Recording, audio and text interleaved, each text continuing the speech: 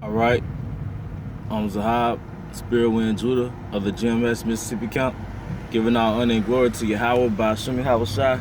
Also giving double honor to the apostles of Great Millstone who rule well. And I want to say peace and blessings, salutations to the hopefully elect.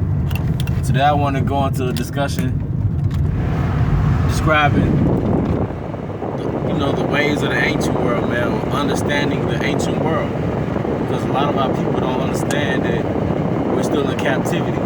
They associate slavery and captivity with just being in some big plantation, picking cotton, okay?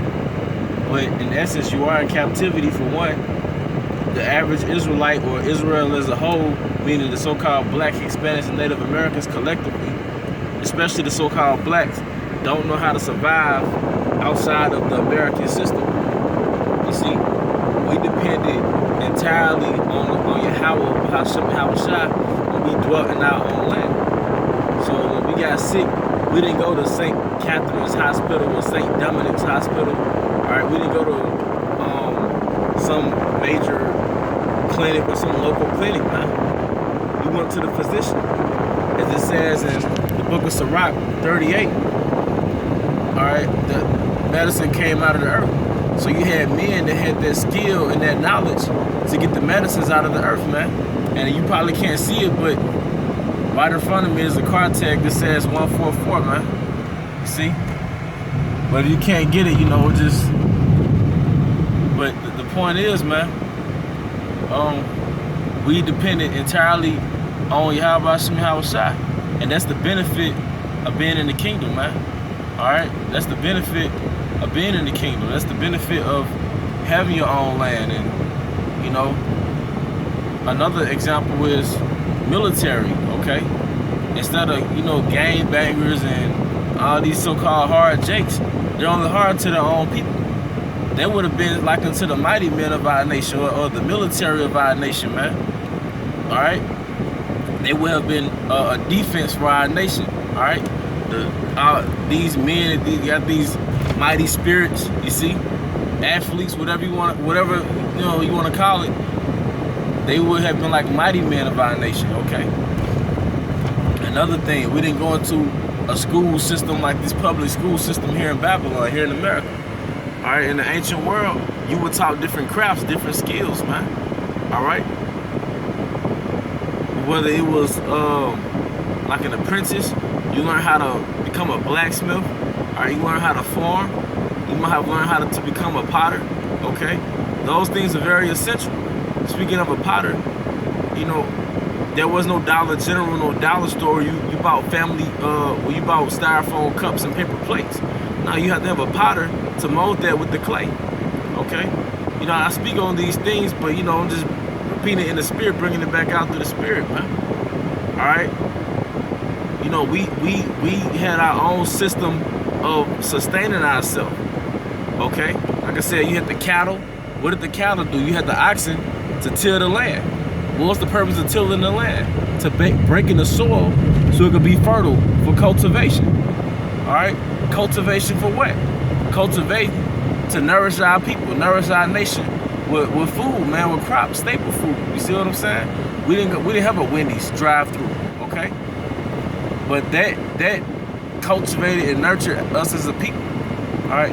It just so happens these blue zones, what they call them blue zones, is the part of the planet Earth where people live the longest. They're usually societies where people are they have to live off the planet Earth, man. They might be so-called poor people, but the gift to that is they're eating what we call organic food because it's grass-fed cattle. It's organic food that they grew. You see, you didn't have to go through a process. But the point is bringing us out to shed light on, how we function in the ancient world. And not one time did I mention Esau because nobody had to go into his power structure, his kingdom, to sustain themselves. Every day people drive to the store, and you might drive past a deer, you might drive past a little pond or a little lake, and you never attach that to your survival. I'm not saying, I'm definitely not saying we as a whole should do that now. We gotta wait on Yahweh by Shemi Hawashai. But on every strata, we had our own government. If you read the book of Isaiah, the 3rd chapter, it tells you how he's going to take the mighty man, how he's going to take the wise man, how he's going to take the orator, okay? But those collectively constructed our nation. You see what I'm saying? All right, so that's just something to consider, man. And above that, you needed government. Oh yeah, pursuant to Sirach 38, it said, without these shall not a nation be inhabited. Meaning the farmer, the blacksmith, the potter, okay? Because who's gonna make the tools? The blacksmith, all right?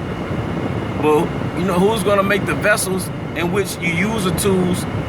You use the tools to make the crops and to beat down the crops, but who's gonna make the vessels to make that possible? The potter, you see? And you can see that now in so-called developing countries, okay? A lot of times, those are the countries where they outlive Americans, okay? But like I said, in Sirach 38, without these shall not a nation be inhabited, man. All right, because when this grid shuts down and all hell break loose, people are gonna be retarded because they've always associated and attached their survival to Esau's little grid, man. All right, but you know, we're gonna have miracles through the Spirit. You know, if the Most High is dealing with us, Lord willing, is us. We believe He's dealing with us. All right. We're not gonna have to worry about that. But the point is, man, you know, we function as a nation. All right, that's what it means to function as a nation. All right, but hey, without further, you know, with that being said, shalom.